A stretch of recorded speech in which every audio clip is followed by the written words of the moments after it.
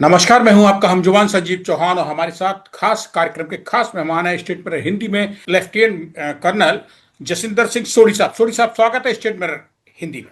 जय हिंद संजीव जी। ये मेरा सौभाग्य है कि मैं आपके न्यूज चैनल पर हूँ। सोढ़ी साहब, नरवरे साहब की किताब अभी जो है पब्लिश नहीं हुई है, और बिना पब्लिश हुए ही राहुल गांधी जो विपक्ष के नेता हैं लोकसभा में, उनके चलते एडजॉर्न करनी पड़ी लोकसभा, स्थगित करनी पड़ी कुछ समय। आखिर इस किताब में ऐसा क्या जिन्न है जो बाहर निकलेगा तो बवाल मच जाएगा, मौजूदा हुकूमत के लिए सिरदर्द पैदा हो जाएगा। नरवरे साहब तो बड़े सुलझे हुए सेना अध्यक्ष और सीडीएस रहे हैं अस्थायी तौर पे। संजीव जी देखिए, जब हम सेना में सेवा करते हैं तो हम हर साल ऑफिशियल सीक्रेट एक्ट 1923 पे हस्ताक्षर करते हैं। हर यूनिट में उसकी किताब रखी होती है जिसमें डिटेल्स होती हैं, और हाँ, हर अफसर को वहां पे हर साल ओएसए 1923 पे साइन करना होता है, जो कि कहता है कि कोई भी अगर गोपनीय सीक्रेट्स हैं देश की या सेना की, वो बाहर नहीं बताई जाएंगी। अब अगर जनरल नरावने ने एक किताब लिखी है और प्रोसीजर के मुताबिक वो किताब को सेना मुख्यालय भेजा गया, क्योंकि वो एग्जिस्टिंग कंडीशन से डील करती थी, तो सेना मुख्यालय ने जो भी उनकी प्रक्रिया है अभी तक फाइनल परमिशन नहीं दी है इस किताब को छापने की। तो अगर हम ये पूरी चीज को संदर्भ में देखें, अगर ऐसा कुछ है उनकी किताब में जो कि ऑफिशियल सीक्रेट्स एक्ट 1923 के उल्लंघन में है, तो उन पैराग्राफ्स या उन लाइंस को उन्हें क्लियरली बता देना चाहिए कि ये आप नहीं छाप सकते, बाकी आप सब छाप सकते हो। लेकिन 1.5 साल होने को है, अभी तक वो किताब को छापने की अनुमति नहीं दी जा रही है। तो ये अपने आप में ही थोड़ा एक विचलित करने वाली बात है कि ऐसा क्या है किताब में कि 1.5 साल तक आप उसे छापने की अनुमति नहीं दे रहे हैं। अब मैंने भी किताब लिखी चाइना पे, जो कि पिछले से पिछले साल पब्लिश हुई, लेकिन मेरा उसमें कोई सीक्रेट नहीं था। मैंने जो कुछ लिखा सब पब्लिक डोमेन से था, कि मेरे को तो सेना से रिटायर हुई बहुत साल हो गए। तो मेरी किताब में तो कुछ ऐसा गोपनीय था नहीं। लेकिन अगर इस किताब में ऐसा कुछ है, तो उन पैराग्राफ्स या उन लाइनों को साफ साफ जनरल साहब को बताना चाहिए कि ये आप नहीं छाप सकते, बाकी आप छाप लीजिए। तो मैं राजनीति में नहीं जाऊंगा। मैं राजनीति में इसलिए नहीं जाऊंगा क्योंकि जो भी पार्टी सत्ता में होती है, विपक्ष में होती है, उनके अपने अपने जो भी पॉलिटिकल आउटलुक होता है। मैं पॉलिटिकल आउटलुक में नहीं जाना चाहूंगा, लेकिन मैं एक अ, इतिहासकार, एक लेखक होते हुए, एक पूर्व सेनाधिकारी होते हुए, मैं जरूर ये कहूंगा कि इस किताब को जल्दी से जल्दी अनुमति देनी चाहिए। जैसे मैंने कहा कि अगर उसमें ऐसा कुछ है जो कि ऑफिशियल सीक्रेट एक्ट का उल्लंघन कर रहा है, उतना आप लेखक को बता दीजिए, ये आप नहीं छाप सकते, बाकी आप छाप सकते हैं। लेकिन अगर 1.5 साल से ज्यादा उस किताब को नहीं छापने दिया जा रहा है, तो कोई भी नॉर्मल इंसानों को उसके दिमाग में ये जहन आएगा, आखिर ऐसा किताब में है क्या कि उसे छापने नहीं दिया जा रहा है। और दूसरी चीज मैं कहना चाहूंगा, अगर उस पे कोई ऑफिशियल सीक्रेट्स एक्ट 1923 का उल्लंघन नहीं है, तो उसे छापने दिया जाए। अगर किसी लेखक ने कुछ भी गलत चीज लिखी है, वो उसके लिए स्वयं जिम्मेवार है। अब मैं भी आपके शो पे आता हूँ, कई टीवी चैनल पे जाता हूँ, मैं कई लेख लिखता हूँ, मैंने किताब लिखी है। हर चीज के लिए जिम्मेवार मैं हूं, अपनी प्रतिक्रिया देने के लिए जिम्मेवार मैं हूं। तो अगर कल कुछ होता है तो मैं अपनी चीजों के लिए जिम्मेवार मैं खुद हूं। तो यही अगर हम टेम्पलेट लगाएं, अगर एक पूर्व सेनाध्यक्ष ने कुछ लिखा है और लगता है कि ये गलत है, या तो आप बोल दीजिए कि आप ये मत छापिए, या अगर उन्होंने छापा और गलत है, उन पे एक्शन लीजिए। लेकिन किताब को ऐसे 1.5 साल तक रोकिए मत। लेफ्टिनेंट कर्नल सोढ़ी साहब, आपने भी भारत की फौज को जिया है, सब कुछ न्यौछावर किया आपने। देखिए, दो पहलू आते हैं। एक तो किताब प्रकाशित नहीं हुई और उससे पहले ही इतना बवाल है, इसका मतलब किताब में कुछ ना कुछ हुकूमत को मौजूदा ये अंदाजा लग गया है कि वो किताब सरकार को घातक हो सकती है, उसके अंदर की चीजें कहीं बाहर आ सकती हैं। देखिए, सरकार तभी नहीं आने देगी किताब को बाहर। और जहां तक बात है नरवणे साहब की, तो वे इतने कच्चे खिलाड़ी, इतने हल्के ऑफिसर नहीं हैं जो शक पैदा करवाएं अपने ऊपर। अभी तो सिर्फ केवल 2017 में चीन के साथ डोकलाम में हुए संघर्ष का जिक्र जो है, वही उसी का जिक्र किया राहुल गांधी ने किताब के जरिए, अप्रकाशित किताब के जरिए। इसका मतलब कहीं ना कहीं क्या आप ये मानते हैं कि किताब में भले ही कानूनी तौर पे कुछ गड़बड़ ना हो, लेकिन हुकूमत को कहीं अखर रहा है? क्यों? जिस तरीके से रक्षा मंत्री राजनाथ सिंह ने बीते कल में लोकसभा में कहा था कि इस किताब के विवाद को खत्म करिए। जो किताब अभी छपी नहीं है उसकी पुष्टि क्या है? अरे भाई अब छपने ही नहीं दे रहे हो, और उसके बाद लोकसभा में कहते हो जब गिर जाते हो कि किताब अभी छपी नहीं, उस पर चर्चा क्यों? चित्त भी आपकी और पट्ट भी आपकी। आप क्या कहते हैं कि नरवरे साहब क्या इतने हल्के सेना अध्यक्ष रहे हैं भारत के कि वो देश के खिलाफ जाके कुछ लिख देंगे? क्या उनको भारत की सेना, भारत की सरकार के कानून नहीं पता है? इसमें कहीं क्या सीधे सीधे सरकार को डर लग रहा है? 3-4 सवाल है मेरे। संजय जी देखिए, तकरीबन 3 साल के कोर्सों में, जैसे हमारे कॉलेज स्कूल में बैच होते हैं वैसे आर्मी में कोर्स होता है। हर 6 महीने में Indian military academy, officer training academy Chennai या आईएमए देहरादून से ऑफिसर पास आउट होते हैं। उसे एक कोर्स कहा जाता है। तकरीबन 5 से 6 कोर्सों के बीच में एक सेनाध्यक्ष बनता है। यानी अगर आप अमूमन तौर पे लगाओ तो तकरीबन 2,500 से 3,000 अफसरों के बीच में एक सेना अध्यक्ष चुना जाता है। तो कंपटीशन इतना है वहां तक जाने के लिए, और जो सेना अध्यक्ष बनता है वो हर चीज में अव्वल होता है, चाहे फिजिकल में हो, चाहे उसकी मिलिट्री हिस्ट्री हो, चाहे दूसरे मैन मैनेजमेंट हो। क्योंकि सेना अध्यक्ष बनना इतना आसान नहीं है, एक जनरल बनना ही इतना मुश्किल है सेना में। सेना अध्यक्ष तो बिल्कुल सेना का मुखिया है। अब अगर एक सेना अध्यक्ष ने किताब लिखी है तो उन्होंने कुछ सोच समझ के ही लिखा होगा। मैं अगर लेख लिखता हूं या मैं आज आपके चैनल पे कुछ बोल रहा हूं, मैं सोच समझ के कहता हूं, मैं सोच समझ के लेख लिखता हूं। मैं ऐसा तो नहीं कि मैं सुबह उठता हूं, ब्रश किया और चल भाई आज कुछ बोला जाए, ऐसा तो नहीं है। अगर मेरे को कोई चैनल या कोई शो मेरे को इनवाइट करता है, मैं पहले पूछता हूँ टॉपिक क्या है। मेरे को उस टॉपिक पे मैं अपने मानसिक तौर पे उस टॉपिक का मैं रिवीजन करता हूँ। फिर मैं जाता हूँ पब्लिक डोमेन में बोलने के लिए। जब मैंने किताब लिखी, मेरे को पता है किताब लिखना कितना मुश्किल है। मैं दर्शकों को बताना चाहूंगा, मैंने जब किताब लिखी और जिस दिन मैंने आखिरी पेज लिखा, मेरे रीढ़ के हड्डी में दर्द हो गई थी, क्योंकि 10-10 घंटे मैं बैठा रहता था। क्योंकि किताब लिखना अपने आप में जुनून है, एक जज्बा है। लेख लिखना तभी आसान है, किताब लिखना बहुत मुश्किल है। तो जिस लेखक ने एक किताब लिखी है, जो इतना सीनियर जनरल फौज का मुखिया रह चुका हो, तो डेफिनेटली उसकी बातों में कुछ तो है। और जैसे मैंने कहा कि अगर कुछ गलत है, या तो उस पोर्शन को डिलीट कर दीजिए या उन पे एक्शन ले लो। जब किताब छपने के बाद भाई आप कोई भी हो, मैं और आप भी शो पे कह रहे हैं, हम कोई भी चीज कह रहे हैं, हम बिना तथ्यों के नहीं कह सकते हैं। तो मेरे कहने का मतलब है कि ये किताब को छपने से जो रोका जा रहा है, ये लोगों के दिमाग में शंका तो पैदा कर रहा है। एक एक सीधा उदाहरण के तौर पे, आप मेरा इंटरव्यू ले रहे हैं, इंटरव्यू के बाद मैं आपको फोन करता हूं कि संजीव जी इस इंटरव्यू को आपने ब्रॉडकास्ट नहीं करना है। क्यों? कि मेरे दिल में कुछ है, तो इसलिए मैंने आपको कहा कि ब्रॉडकास्ट नहीं करना है। मेरे मेरे अगर दिल में कुछ नहीं है, जो जो मैं कह रहा हूँ तथ्यों पे कह रहा हूँ, अपने अनुभव पे कह रहा हूँ, तो मैं आपको क्यों रोकूंगा इस शो के बाद? सोडी साहब, अप्रैल 2024 में तय था कि ये किताब छप जाएगी, फॉर स्टार्स ऑफ डेस्टिनी। लेकिन उससे ठीक पहले दिसंबर 2023 में इसके कुछ अंश जो है मीडिया में लीक हो जाते हैं, और उसके बाद एकदम भारत का रक्षा मंत्रालय, भारत की हुकूमत अलर्ट मोड पे आते हैं और इस किताब को पब्लिश करने से रोक देते हैं।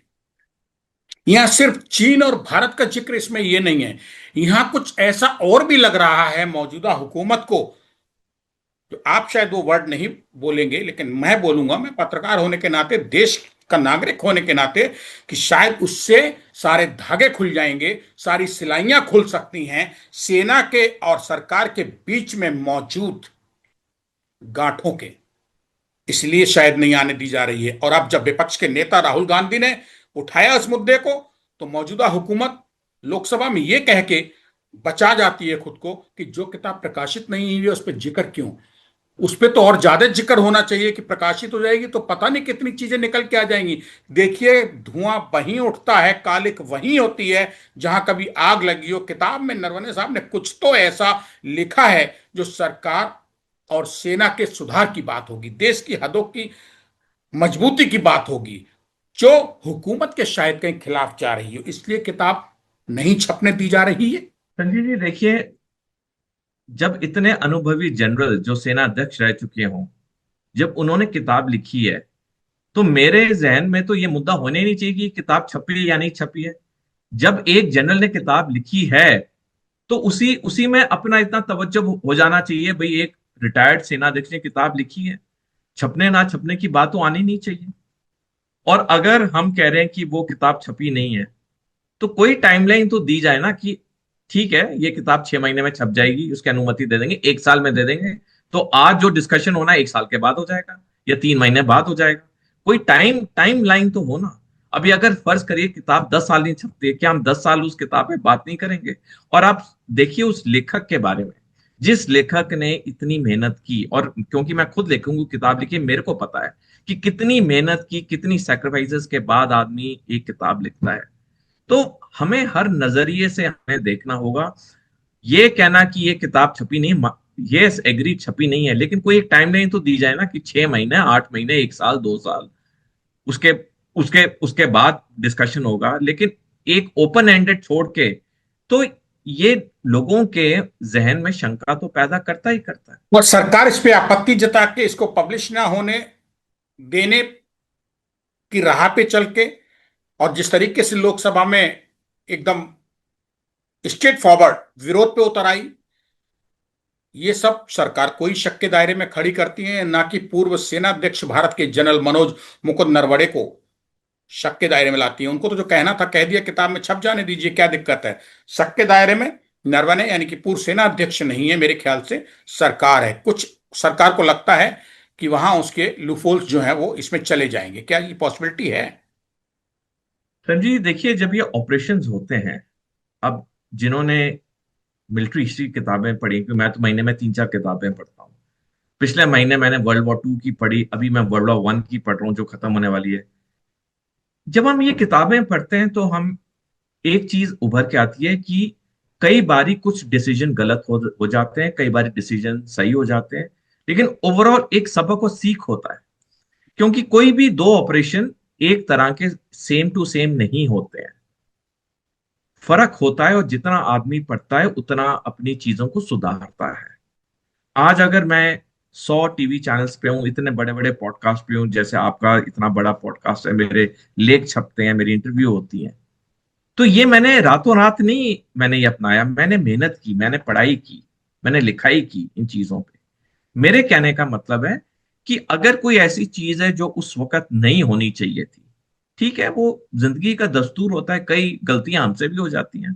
परफेक्ट तो मैं भी नहीं हूं, परफेक्ट तो आप भी नहीं है। हमने भी अपनी निजी और व्यवसायिक जिंदगी में गलतियां की हैं।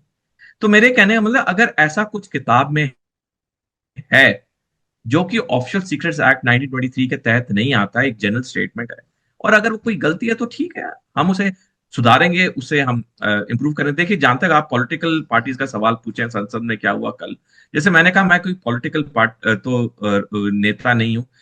मेरे लिए तो सारी पॉलिटिकल पार्टीज बराबर की हैं, क्योंकि मैं अभी किसी पॉलिटिकल पार्टी के साथ अलाइन नहीं हूँ। वोट जरूर करता हूँ, जो मेरा अधिकार है, लेकिन मैं किसके साथ अलाइन नहीं हूँ। तो मेरे कहने का मतलब लेकिन है, लेकिन जहां सोडी तक सर, मैं पत्रकार हूं तो मेरा ये राइट बनता है कि मैं एक चारों तरफ से जो संतुलित सवाल हो पूछूं, इसलिए मैं पूछ रहा हूं। आप जवाब दें या उसका ना दें, लेकिन ये है कि बवाल हुआ है, संसद में हुआ देश की, और हम भारत के नागरिक हैं। बिल्कुल, इसमें तो कोई शक नहीं, मैंने भी कल पूरी पार्लियामेंट्री डिबेट देखी, और बवाल तो हुआ है। मेरी राय में तो ये ऐसा एक चीज है जिसपे बवाल होना ही नहीं चाहिए। किताब को जल्दी से जल्दी छापने की अनुमति दी जाए, उसके बाद उस पर डिस्कशन हो। ठीक है, चीजें अच्छी अच्छी भी तो हुई हैं। कोई अगर एक डिसीजन गलत हो गया, वो सबसे होता है। जैसे मैं बार बार कह रहा हूँ, आप और मैं भी परफेक्ट नहीं है, आपके मेरे निजी और व्यवसायिक जिंदगी में हमने गलतियां की हैं, लेकिन हम गलतियों से उभरे हैं, उनसे सीखा है हमने, इंश्योर किया उसे दोहराए ना। अगर कुछ ऐसा उन्होंने लिखा है जनरल नरावने ने जो कि ठीक नहीं था या कुछ गलत हुआ, तो ये बाकी सेना के अफसरों के लिए सबक और सीख होगी। क्योंकि देखिए, ये जो हालात हैं ये कभी भी दोबारा पैदा हो सकते हैं। जैसे मैं बार बार आपके शो पे कहता हूं कि हम पे 3.5 फ्रंट वॉर के बादल गहरा रहे हैं। तो ये जो जनरल नरावने का एक्सपीरियंस था as a chief of army staff, ये एक्सपीरियंस जो प्रेजेंट लॉट है जनरल्स का, या जो कल परसों मतलब कभी भी जो नए सेनाध्यक्ष बनेंगे, ये सबके लिए एक सबक और सीख होगी। आदमी तभी अपने आप को इंप्रूव करता है। तो मेरी निजी राय में तो इस किताब को जल्दी से जल्दी छापने की अनुमति दे जानी चाहिए। उसके बाद जो डिस्कशन होता है करो, और अगर, जैसे मैं बार बार कह रहा हूं, लेखक ने कोई गलत चीजें लिखी हैं, तो ठीक है, आप एक्शन लीजिए। मैंने भी किताब लिखी है, मैं भी हर उस किताब में हर शब्द के लिए जिम्मेवार मैं ही हूं। टोडी साहब, एक चीज तो क्लियर है, मैं आपको बताऊं कि नरवणे साहब इतने कमजोर सेनाध्यक्ष नहीं रहे हैं भारत के। अगर देश ने उनके ऊपर सेना की जिम्मेदारी, देश की हदों की जिम्मेदारी दी थी, तो ये नरवणे तब भी वही उतने काबिल थे साहब, और आज भी उतने ही काबिल हैं। ये अलग बात है कि किताब के आने से कुछ कमियां उजागर होंगी, जो आप भी कह रहे हैं कि कुछ कमियां अगर आती हैं तो हम उनसे सीखेंगे, वो पाठ होगा। लेकिन अभी कुछ समय पहले 2024 अक्टूबर या दिसंबर में, 2025 अक्टूबर दिसंबर महीने में हिमाचल में गए थे। वहां पे सवाल किया गया था कि किताब आपकी क्यों नहीं छपने दी जा रही है, क्या बात है, क्यों नहीं छप रही है। तो उन्होंने इशारों इशारों में कहा था, उस लिटरेचर फेस्टिवल में बयान दिया था हिमाचल में, कसौली में, कि मुझे लगता है ये मैच्योर हो रही है, पुरानी शराब की तरह, जितनी पुरानी होगी उतनी अच्छी होगी, ताकतवर होगी, असरकारक होगी। जितनी देर लगेगी ये किताब उतनी विंटेज होगी, इसकी कीमत बढ़ती जाएगी। इन सब चीजों का मतलब क्या है? बड़े होशो हवास में जनरल नरवणे बोल रहे थे ना। वो तो कहीं भावुकता में आके सरकार में तो है नहीं, वो तो सेना अध्यक्ष रहे हैं, जिनका सिर्फ जिनकी सेनाओं को आगे मतलब ले जाके और देश की हदों को सुरक्षित करने की जिम्मेदारी रही। बहुत संतुलित रहे, निर्विवाद रहे हैं अपने पूरे कार्यकाल में। ऐसा भी नहीं कोई विवाद उनके पीछे लगा हो। तो ये सब चीजें हैं कि उनकी किताब जितनी पुरानी हो रही है, यानी जितनी देर से छपेगी, उतनी ज्यादा असर लाएगी। मतलब नरवणे साहब मजबूत हैं अपनी जगह पे, किताब में कोई करेक्शन उनके हिसाब से नहीं लगता होना चाहिए। इन सब लाइनों का क्या मायने है, इसके साथ हम बात समाप्त करेंगे। संजीव जी, जन नरावने की इस बयान से मैं यही समझ सकता हूं कि जहां तक वो कंसर्न्ड है, वो क्लियर है कि उन्होंने जो कुछ लिखा है उन्होंने कोई गलत नहीं लिखा है, और उन्हें कोई जल्दी भी नहीं है कि ये किताब कल ही छपे या परसों छपे। अगर कुछ समय भी लगता है तो वो उसके लिए तैयार है, क्योंकि वो क्लियर है कि जो उन्होंने लिखा है। क्योंकि जैसे मैंने पहले भी कहा, मैंने भी किताब लिखी। जब एक लेखक एक किताब लिखता है, उस पर काफी रिसर्च करता है, अध्ययन करता है, फिर जाके एक लाइन लिखता है। कई कई बारी तो हमें किताबें पढ़नी पड़ती हैं एक पेज लिखने के लिए, क्योंकि जब तक आप पूरी चीज नहीं पढ़ेंगे, आप एक किताब लिख नहीं सकते। देखिए, आज भारत में कितने रक्षा विशेषज्ञ हैं? जितने हैं, उनमें से आप गिन लीजिए कितने हैं जो लेख लिखते हैं। गिनती के 10-12 भी नहीं है। और कितने रक्षा विशेषज्ञ हैं जो किताब लिखते हैं? गिनती के 3-4 भी नहीं है। यानी बोलना सबसे आसान है, लेख लिखना बहुत मुश्किल, किताब लिखना तो बहुत ही मुश्किल है। तो ये तो जो आंकड़े ये साबित करते हैं, किताब लिखना कोई बच्चे का खेल नहीं है। किताब वही लिखता है जिसका रिसर्च हो, जो कॉन्फिडेंट हो अपने बारे में। आज हम सारे जानते हैं एक लिखित चीज कितनी हमें दिक्कत में डाल सकती है, एक गलत बयान कितनी दिक्कत में डाल सकता है। लिखी हुई बयान बयान को तो आप तभी उसको बदल सकते हैं, मैंने ये नहीं कहा, वो नहीं मतलब था, लेकिन लिखी हुई चीज का तो मतलब वो है जो साफ सामने दिख रहा है। तो अगर कोई लेखक या इंसान लिखित लिख रहा है, मतलब उसको अपने पे पूरा कॉन्फिडेंस है, तभी वो चीज लिख रहा है। तो मैं तो इस बयान से यही तात्पर्य निकालूंगा कि उन्हें कोई जल्दी नहीं है, किताब को जो भी समय लगे वो उसके लिए तैयार है, लेकिन वो ना कोई दबाव में है, ना कोई जल्दी में। शुक्रिया जसविंदर सिंह सोढ़ी साहब, स्टेट मेरे हिंदी के लिए संजीव चौहान से बात करने के लिए। लेकिन आपकी और मेरी बातचीत से एक तय हो गया है कि किताब में कुछ तो ऐसी सच्चाई है जो मौजूदा हुकूमत को अखर सकती है। वो भले ही हमारे आने वाली भारतीय सेना की पीढ़ियों के लिए लाभकारी हो, क्योंकि कमियों से और ठोकरों से इंसान संभलता और सीखता है।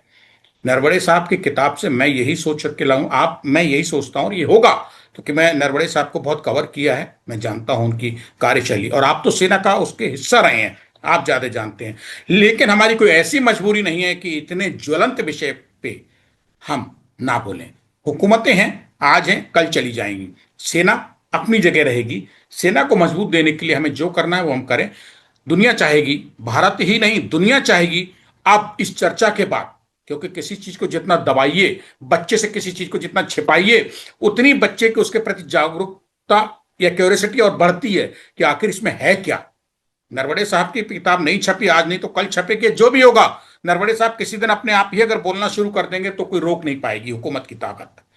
लेकिन ये नरवणे साहब एक जिम्मेदार फौजी हैं, सेना अध्यक्ष हैं, इसलिए शांति के साथ, सब्र के साथ आगे बढ़ रहे हैं। आज नहीं तो कल किताब जिन्न नहीं है, किताब में सच्चाई है, और वो सच्चाई ऐसी है जो भारतीय सेना की आने वाली पीढ़ियों के लिए सीख दे सकती है। लेकिन सरकार को इस पे शंका है, क्योंकि शायद सरकार की कुछ, मैंने कहा, ऐसी गांठें हैं जो इस किताब में खुल सकती हैं, और सच कड़वा होता है जो सरकार को कभी बर्दाश्त नहीं होता है। शुक्रिया सोडी साहब, मेरे ख्याल से आप मेरी इन बातों से संतुष्ट होंगे।